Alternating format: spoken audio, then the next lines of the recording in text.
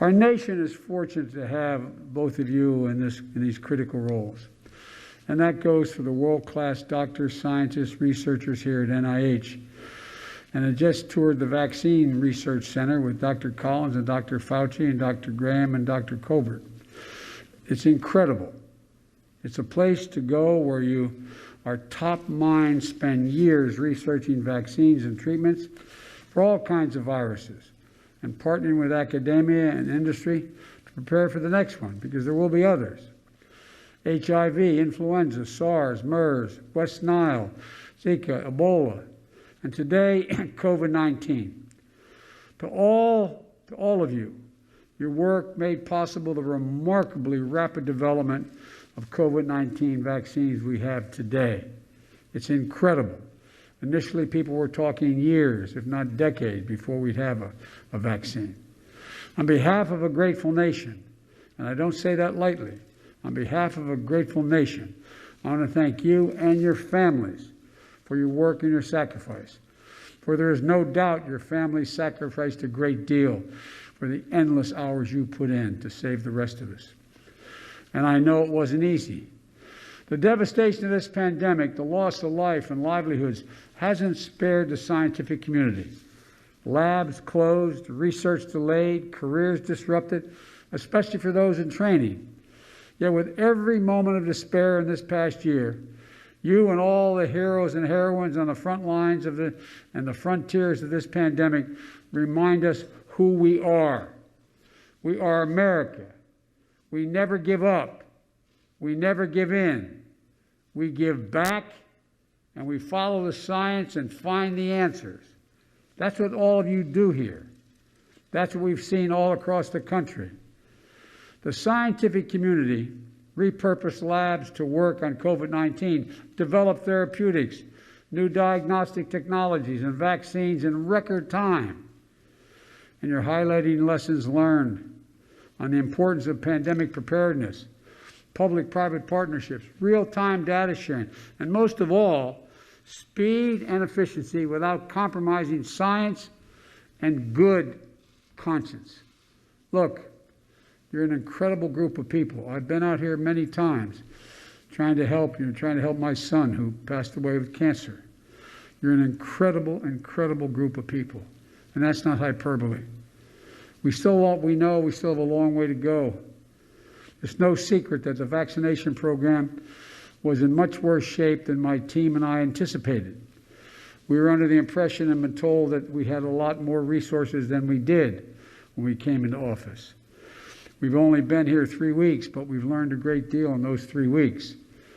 While scientists did their job in discovering vaccines in record time, my predecessor, be very blunt about it, did not do his job in getting ready for the massive challenge of vaccinating hundreds of millions of Americans.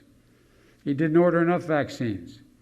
He didn't mobilize enough people to administer the shots. He didn't set up federal vaccine centers where eligible people could go and get their shots. When I became president 3 weeks ago, America had no plan to vaccinate most of the country. It was a big mess. It's going to take time to fix, to be blunt with you.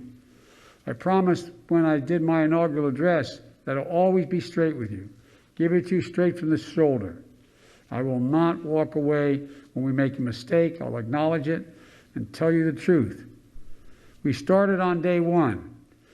We won't have everything fixed for a while, but we're going to fix it. First, the vaccine. I know people want confidence that it's safe. Well, listen to Dr. Fauci. I did. I got my shots. My wife Jill did. Kamala did. And her husband Doug did. So Dr. Fauci and Dr. Collins got it also. It's safe. And we need more people to get vaccinated to beat this pandemic. That's why in the first 3 weeks that I've been in office, we've increased the supply of weekly vaccine shipments to the states by almost 30%. That means millions more Americans will get vaccinated in February than the previous administration was on track to do. But that's just the start. We bought more vaccines. 2 weeks ago, I directed Jeff Zients, who's here with me, my COVID-19 response coordinator, to work with the Department of Health and Human Services to purchase more vaccines. Just this afternoon, we signed the final contracts for 100 million more Moderna and 100 million more Pfizer vaccines.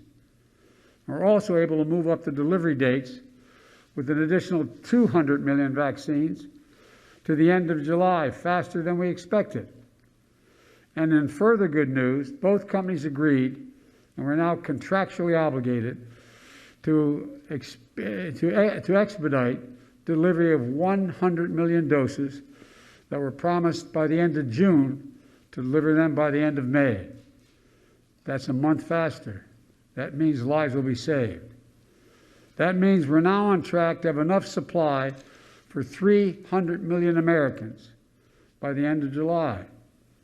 It may not sound like the urgent progress we need, but let's be clear. When I took office just 3 weeks ago, this country did not have a plan or enough vaccines or people to vaccinate Americans. All Americans, anytime, at any point in 2021. Within 3 weeks, round-the-clock work with so many people standing behind me and in front of me, we've now purchased enough vaccine supply to vaccinate all Americans.